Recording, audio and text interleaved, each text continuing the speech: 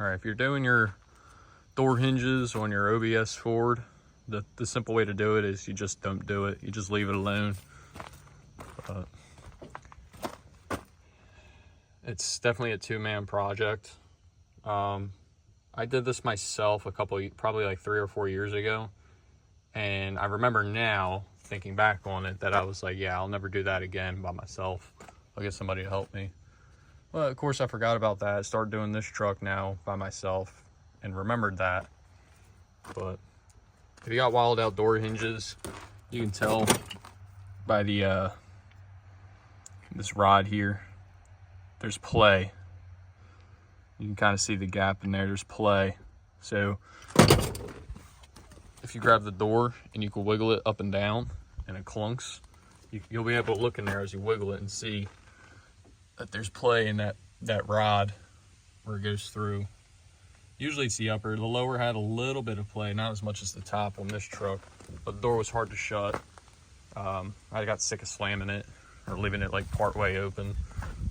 But if you have a nice truck, I certainly suggest pulling the fender off, because this fender had no scratches or nothing on it when I started this. That's all just from me doing this job. And the main reason that happened is because I put everything together and I kind of eyeballed it. Like, if you see in here, there's pollen. So I kind of put the hinges back in the exact spot based off the witness marks, if you will, hoping that I could just kind of set it and forget it. But nah, it was way off, and it's probably because of those cheap aftermarket ones that I got. But anyways, I put everything together. Door was open, fender was on, and I shut the door. Took no force to shut the door other than it not lining up with the latch back there. But what had happened was, somehow, with, like I said, with no force, with ease, the door up here, where it's all scratched up here now, this got behind, as it shut, it got behind the fender instead of being like, you know, with a little gap here like they're supposed to be. The door, I guess, was sort of binded up on the fender with ease and then popped behind it. So once it popped behind it, I couldn't get the door to open, of course, without, you know, denting the hell out of this or denting the hell out of the door. I didn't want to do that because there's not really anything wrong with the door and the fender, minus the paint. But at that point, that's when I was like, okay, I'm pulling the fender. So I pulled the fender, and I mean, that was more annoying than anything, because this truck's real rusty and a lot of the hardware snapped off. There's these hidden bolts here. I'm like, why the hell won't the thing come off? You gotta pull the hinge off for the what would you call it? That. You gotta pull that off on this side. Of course, the right side of the truck, the spring's weak, so the hood don't want to stay up on its own. So I had to use the pry bar here to prop it open so it wouldn't fall on me. And it sucks. It really does suck. But for this pure fact alone, if you have a nice truck with good paint or whatever, and you don't want to scratch it up like that, definitely pull the fender just to be safe. And once the fender's out of your way, it's a one-man job really at that point. The hardest part is getting the door, just because of the weight of it, is getting the door back up on the truck and kind of holding it up there while you start some bolts so it'll hang.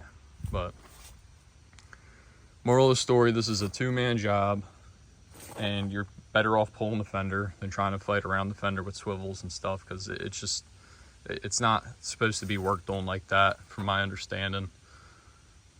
But they're 13mm heads.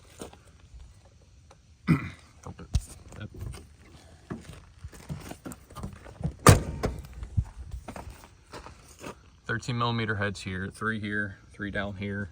Then you got 2 on these sides. Now, if you look at these ones, yeah, so this upper one, it seems like you can adjust it height-wise, lower and higher.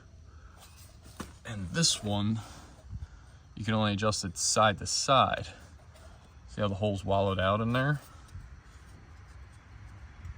So you can adjust it side to side down here and top to top here, which really doesn't make no sense to me because you would think it would have four-way adjustments all the way around. And that's actually what I'm dealing with currently, is trying to get all my lines to be even. As you can see, the line tapers down back there and it's real wide up here, but the gap here is wider than I'd like compared to the passenger side. And if you look here, it's wide and it starts tapering down again. So that's what I'm fighting with right now, is trying to adjust the height of it, get it higher, but going off the lower lines, it seems as if it needs to come down. So I'm just trying to get the door now to be happy with opening and closing, and I'll be able to really tell that once I get the fender back on. I was using this jack and a block of wood originally to hold the door up as I started things, to get it to pull the door in evenly.